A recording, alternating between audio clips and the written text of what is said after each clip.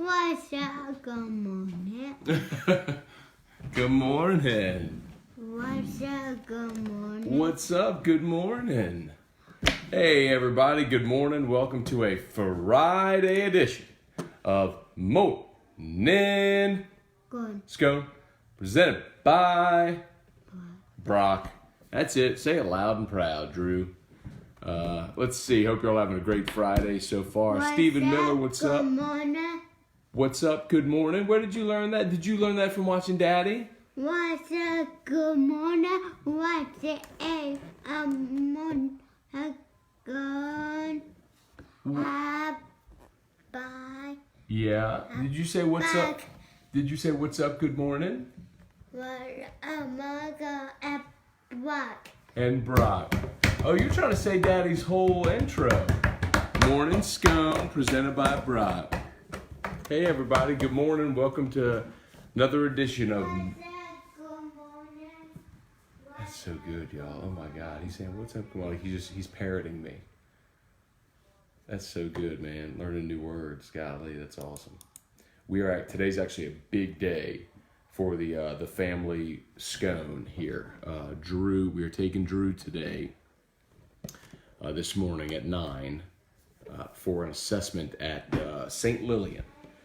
So it's a school for special needs kids. So if it goes well and they feel like they can meet his needs and everything like that, he'll be going there this summer and then in the fall. So big day for the Scones today. Let's see. Ray, good morning. Cheryl, good morning. Charlie Cavell, Trivia Carter, good morning. Hey, Dad, what's up? Brian Wynn, good morning. Kelly Davis, Dustin Johnson. Good morning, everybody. Hope you all having an awesome Friday so far. How about them Tigers get a win last night? It was nice to see the bats come through when they absolutely needed to. Eric Walker gave LSU what he absolutely had to, pitched into the 7th last night, saved some of the bullpen. I cannot for the life of me understand why Palmineri ran Todd Peterson out there for 2 innings with a 5 and then 6-run lead. But that's what he did. Whatever. At least he didn't run him out there for the 9th. So 21 pitches yesterday. Conceivably, Peterson could pitch today. I doubt he will. They'll probably try to save him for Sunday and get two outings out of him this weekend. Let's see. Cheryl Michelet, good morning. Love the haircut. Yeah, Drew got his haircut yesterday from Lily. Meridoc, good morning. Let's see. Ray, mornings are so much better after a win. And it is nice for LSU to go get the win in the first game of the series. Go to Lily Haircut? Okay. You did that yesterday. Hey, today we're going to St. Lillian. We're going to Drew's school. And then you'll see Mama. Papa. Well, you'll just see Mama today. And Mama will take you to... Huh? Where is Mama going to take you? Mama, Papa. Bimo and Kayla.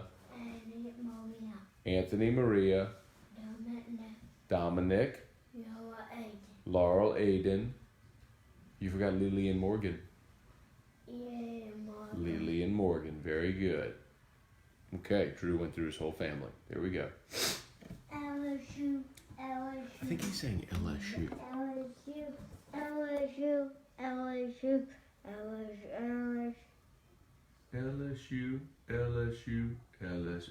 LSU. Is that what you're saying? Huh, Drew? LSU. Sounds like you're saying LSU. Okay. Actually, that just sounds like you're coughing. Bless you. All right. Well, let's not cough her face off this morning. You did see Christy yesterday. Very good. Hey, what does Christy say? Hey. She does. Albertsons. At Albertsons. Christy's one of the cashiers at Albertsons that Drew loves whenever we go. And she says, hey, how you doing? And Drew loves her. Let's see. Chad Chenevier. Good morning, Chuck Sanchez. What's up, Chuck? Up, Chuck. Get it? Let's see. EJ Cambry. Morning, Matt and Drew. Feels good to get a Friday win. Let's go for the sweep. We got a Thursday win, but I would love to get a Friday win too. Tough today. Yesterday they faced a lefty in Elliot Anderson. Talked a little bit about him as he's a guy that he'd only started one game in his career. So yesterday they sort of went with the whole staff approach, so that way they could keep Owen and Burns in their Friday, Saturday spots just to keep them on their regular rest. So they took whatever they normally would have done Sunday and just did that on Thursday instead. And LSU moved up Walker and Marceau. So that's what we talked about yesterday was really LSU's best shot in the series. Yesterday was LSU's biggest advantage on the mound in the series. Like today, Marceau against Owen, that's a big lean toward Owen. I mean, he's a lefty with a sub-2 ERA. This is a really good pitcher. But by the way, if y'all go out to the box, Owen has like long hair and a very, very thin mustache that comes like out like that. So y'all just got to mock this guy. I mean, y'all got to get on him. But anyway. And then game 3, LSU's TBA against Tanner Burns, which is probably their best arm. Tanner Burns was a freshman All-America last year. So somehow, some way, you got to get something extraordinary. Either Marceau's got to go pitch for pitch tonight with Owen. LSU bats have just got to go rough up this really good lefty. Or, and it is worth mentioning, though, that Owen last week against Georgia got shelled. He only lasted I think he was run in the third, maybe like 3 2/3, something like that. Georgia beat him, got him out of the game. So if LSU's bats can fare well tonight against a lefty, and Marceau can maybe replicate what he did a week ago, you might have a chance tonight. Tomorrow's a little more disconcerting. Kind of depends on what happens tonight, but you technically could have the possibility of starting Hess tomorrow. If Peterson doesn't pitch tonight, you could start him tomorrow. I don't know that you really have another option. Mama is going to take Drew to Home Depot today, but you better ask her nicely. Hey, Mary, good morning. Ben Clark, good morning. Matthew Rogelio, good morning. Josh Long, good morning. Ted Peterson, indeed. Kyle Gallo, Megan Boyce Hurst, good morning.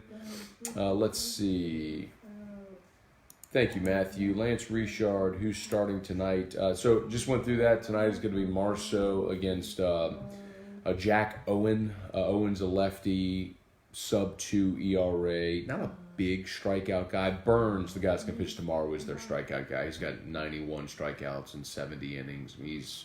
That's their guy. But Owen's a really good lefty, man. You're going to face a really good lefty tonight. Adam Penny, good morning. Dad, just saw a billboard in Metairie that said Zion. Boy, we love our billboards down here, don't we? Let's see. Drew goes to school ratings might drop. No, well, Aunt Linda. Aunt Linda, he had you in the crosshairs. He was going to block you. LSU. Are you saying LSU? Where did you learn that? LSU mommy phone. LSU on mommy's phone?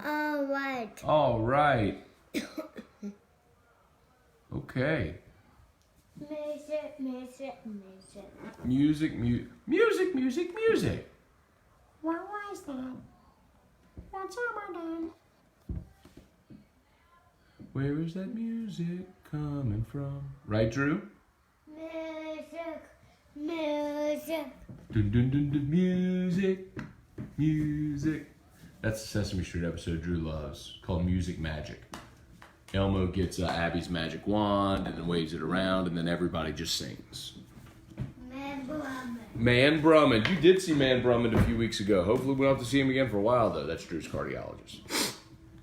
All right, Kyle, you're probably right. When Drew goes to school, ratings might drop. That's true, but we'd have to find a way to get him on the show before his school day starts. But I hadn't considered that, but that's a good point. I don't know what time his school day was, so we'll find all that out. EJ Cambry, good morning. Good to get a Game 1 win. Let's go for the sweep. Sweep would be awesome. I would totally take 2 out of 3. Justin Reyes Garza had pink tape on his fingertips. That to help Walker see the signals. Also, Walker threw lots of pitches. How far to Hoover they have to get for him to pitch at all in the tourney. So Justin, remember, so he could throw on one fewer day's rest. So he could throw on Wednesday. And that's what Maneri said that their plan would be. So if they win on Tuesday in Hoover, Walker would throw on Wednesday for LSU. And he didn't throw a ton of pitches. But by the way, I'm going to tell you what, man. One of the best things about last night's game for Walker, I mean, we talked about it yesterday with Walker, who had kind of an up and down season. You know, good start, bad start, good start, bad start. He started off terribly. I mean, he threw 41 pitches in the first 2 innings. Typically, you want to be in the 12 to 15 pitch range per inning. That's how you pace to get through, you know, a complete game. But he was at 41, so he was over 20 pitches an inning for the first 2 innings. And then the next 3, he settled into a groove. So he only threw 96. 96 pitches. He went 6+ innings. What? Go to your haircut. Go to Lily Haircut. You went to Lily Haircut yesterday. So 96 pitches for Walker. That's not too many. Todd Peterson threw 22. And Aaron George threw 18 in the 9th. I would not have put Peterson out there at all, but certainly not for 2 innings. But I'm glad Maneri made the decision to pull him and not send him out for the 9th, because we've seen Maneri the past couple of weeks do some questionable things. Hell, on Tuesday night, throwing the guys he did for as long as he didn't make a lot of sense. You know, with the 8-run lead or the 10-run lead, whatever it was, a couple weeks ago when he threw Fontenot out there. Anyway, so... Sorry, I'm scrolling back.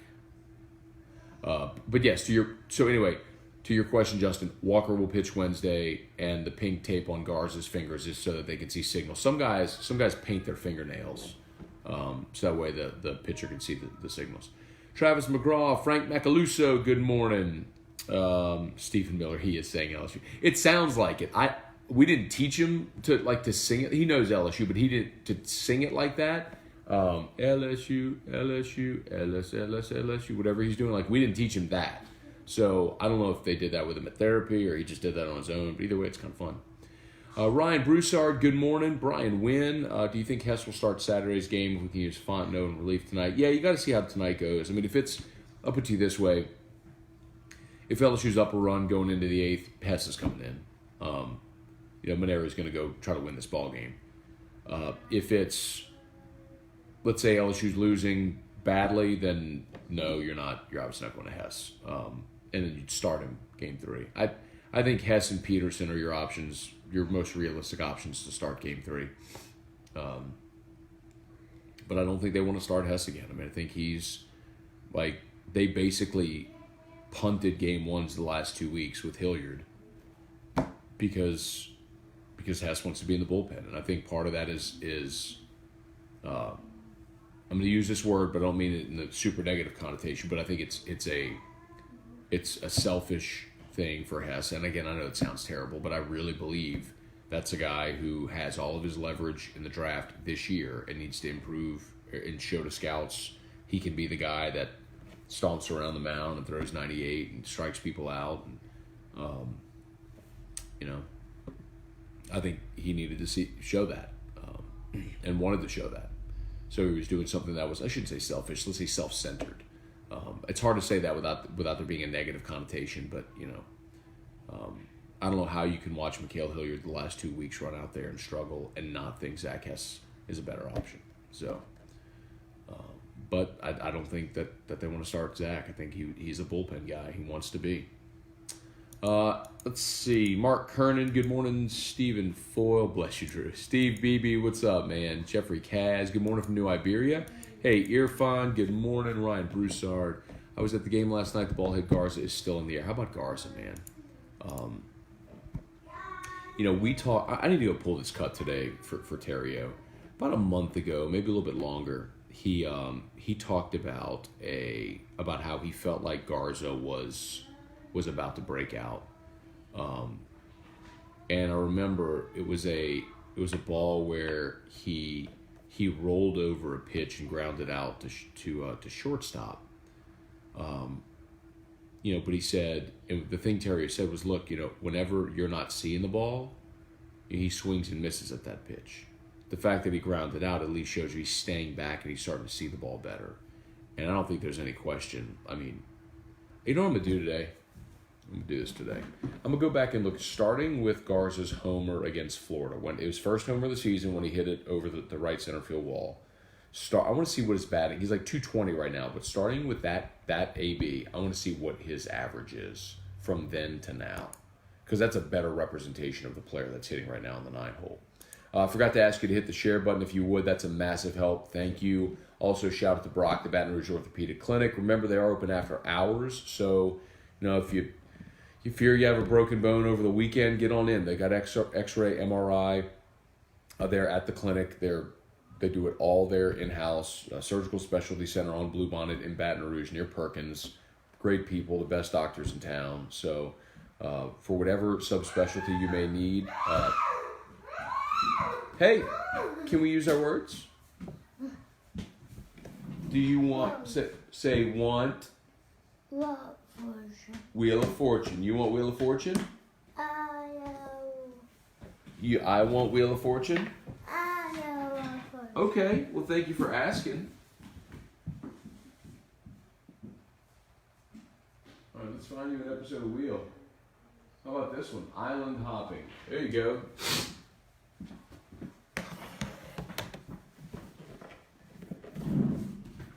And of course, if you go to Brock, if you could shout out Morning Scone, let him know that you heard about it here on the show, I'd be grateful.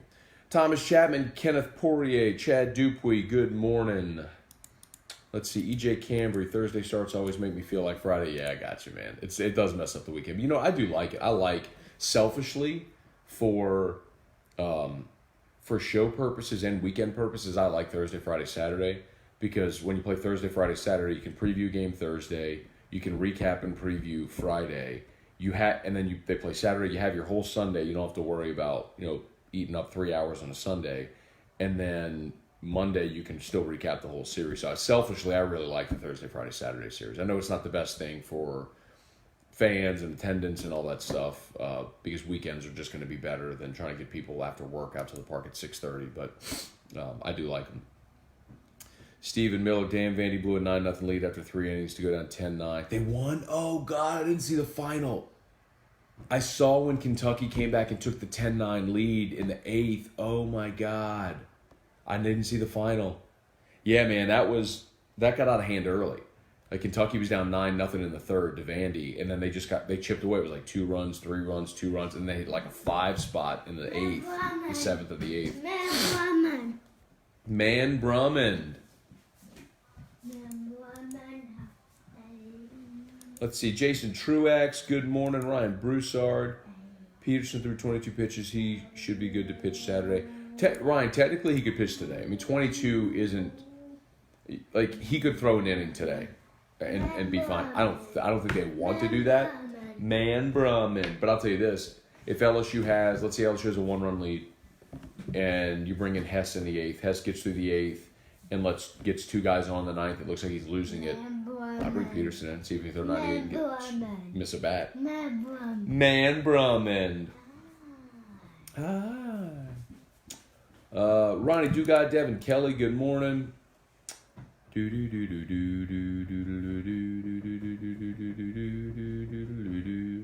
Let's see. Paul mentioned in the post game that he plans to do at Peterson on Saturday.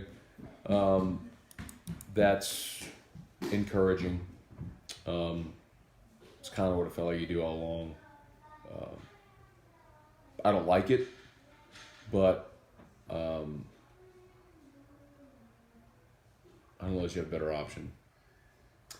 Gulf Coast Equipment Sales, LLC. What's up, y'all? Let's see. Please tell me where the Todd Peterson comes from. It's driving me nuts. So it's from a movie called That's My Boy. Andy Samberg and Adam Sandler. It's an awful movie, but it's funny kind of because it's an awful Adam Sandler movie. Sandler plays a character who got his teacher pregnant when he was like 12 years old. The movie was very controversial because it was like teacher-student relationship.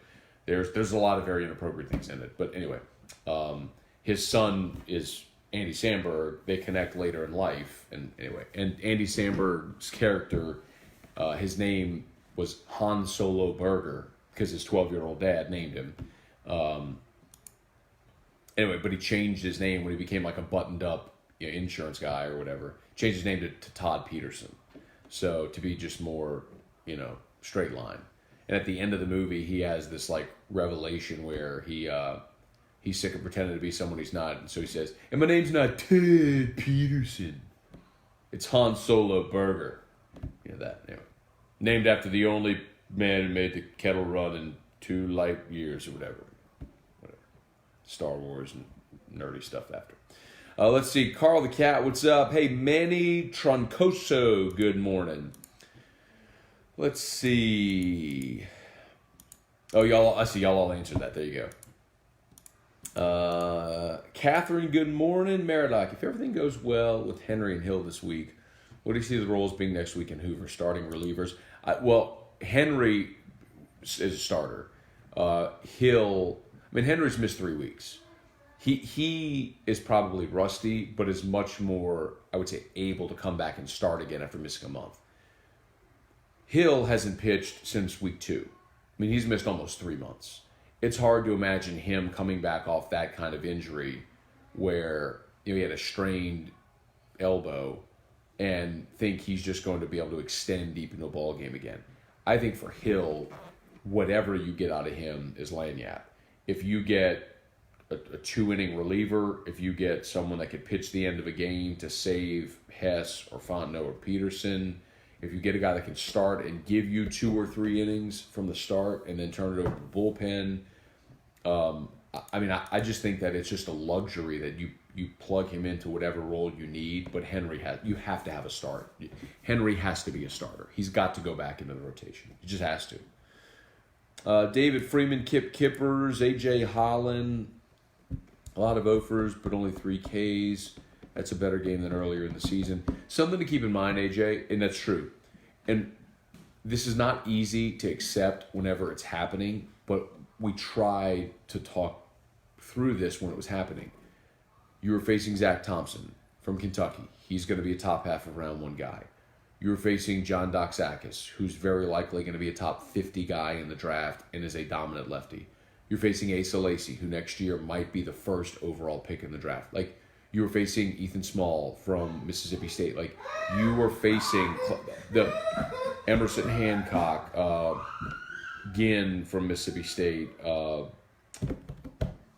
See, the kid from Georgia is hurt right now. Anyway, you were facing all of these guys that are legit number 1 ace strikeout pitchers, round 1 guys, just back to back to back to back. And you were going to strike out a lot. That's what those pitchers do. Now, Abby, you want Abby?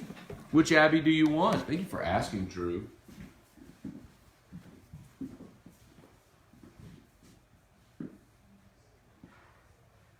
Which Abby do you want, Drew?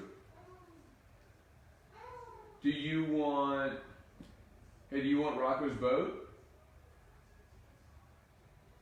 Do you want Champion? Do you want Coach? Do you want Veggie Monster? Mother's Day? You want what? I want appetite. Okay, thank you.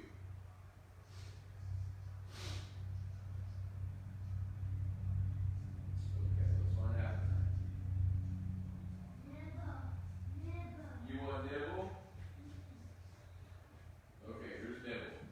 There's nibble.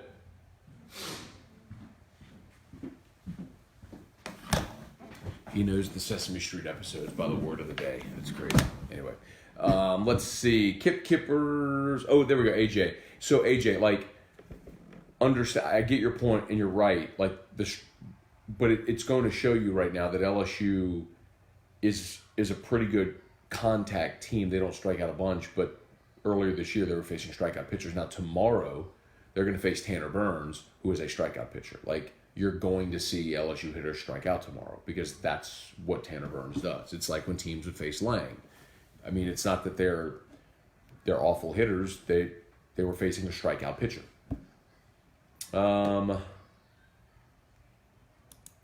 Jeff McMorris, what's up, dude? Y'all go see my friend Jeff at Edwin Watts right there on Sherwood. Shout out. Chris Williams, good morning. It's Fired Up Friday. There you go. Sean Pumphrey, good morning. Barry Days, Caleb Gilbert done. Probably Barry. And I think with Caleb, yeah, I think he's done. Yeah.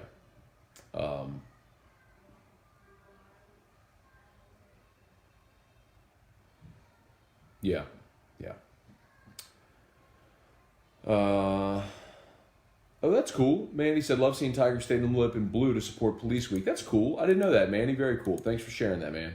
Joel Shamber, good morning. Steven Sickinger, good morning, Matt. If Henry and Hill are able to come back at some point this season, do you think they'll be on a limited pitch count? I think for Henry, you probably work him back on a pitch count. If let's say you start him in the SEC, think of it like at the beginning of a season where, and he's doing that now, right? So he threw a bullpen this week. He'll throw a sim game today. Henry and Hill today and tomorrow will both throw sim games. So then if Henry comes and pitches in the SEC tournament, maybe he's on like a 50 to 60 pitch count.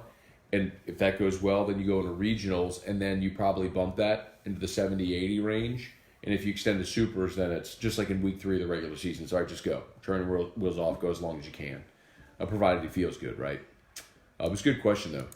Mark Landry, good morning. Mike Gravois, good morning. Sam Dixon, James Tyrone, what's up, y'all? Sam, this baseball season is raced by. Before we know it, fall football practice will be here. So true, man, because you get all up into summer and you do vacations and all the stuff, and then you blink and NFL training camp begins, and a week later it's time for LSU to report. I'm excited about it, though. We got a good summer ahead. Got some vacation I'm going to take. We'll be at SEC Media Days in July. So, got a lot of good stuff coming, man. Mike Gravois, yes, the bats came alive last night in a good way. A lot of power hitting, which was great. Still can't believe how much of a power hitter Duplantis became this season. That's true, Mike. And, Terrio said this before, and he's right. He said the last thing to develop in good hitters always is power. Look at Bregman. I mean, Bregman, the most homers he ever had in a season at LSU was 9. Sometimes bat speed, sometimes pitch selection, sometimes you just, you run into them and they leave. I mean, but that's happened for Antoine. The flip side of it is, you look at a guy like Chris Reed, who's a good hitter with a good approach. I mean, he hit a ball yesterday about as good as you could possibly hit it, and it was a warning track fly. I mean, some guys just don't have the torque, the bat speed to do it. And Antoine, the thing about him is he's short to the ball you could see how close he holds his elbows, right, in his batting stance, how low his bat is, how close his elbows are. He is quick to the baseball. I mean, it's why he can drive the ball. It's odd to see him elevate the baseball this year the way he has. But it's been fun to watch, man. I would have never thought a kid that never had more than 2 in a season would be sitting on 11 right now. But Christy. Sarah and Catherine. Dusty, good morning. Let's see, you may have already talked about this, but AD says he's not returning regardless. And now ESPN is saying the Lakers still have a chance for a trade for him. To me, they have nothing of value. I kind of agree with you, Dusty. I mean, you wait and see what the package will be. But if they're going to trade the 4th pick, Brandon Ingram, and other assets, that's intriguing. But, the Celtics very likely are going to be able to offer a better package. If they can offer Jason Tatum and a buttload of picks, cool. I think the Knicks actually have a pretty good package as well with the number 3 pick. And if you throw in Kevin Knox in there as well, you counting for us, bud? I think the Lakers have an interesting package. It's just not going to be the best one, the PLC. Hey, Uncle Benny, good morning. Brandon Hoyt, good morning. Jamie Fortenberry, Charles Moranto, Brady Beacom, good morning, y'all. Okay, we are at the end of the comments. I'm going to go get Drew dressed. Again, if y'all just jumped aboard, shout out to Brock Banner's Orthopedic Clinic. We'll go say bye to Drew here in a second. But we're taking Drew today to St. Lillian Academy. We're going for his assessment to see if he'd be a fit there and if they could sort of meet his needs. So we might go see what could be Drew's school next year. So anyway, all right, let's go tell Drew bye, and then we're gonna bounce. I got to get him on the road. Hey, you want to tell Dad Show bye? Bye, Dad Show. Okay. Hey, listen. Hey, are you gonna blow Dad Show a kiss? Bye. That is so good. Yep. Go.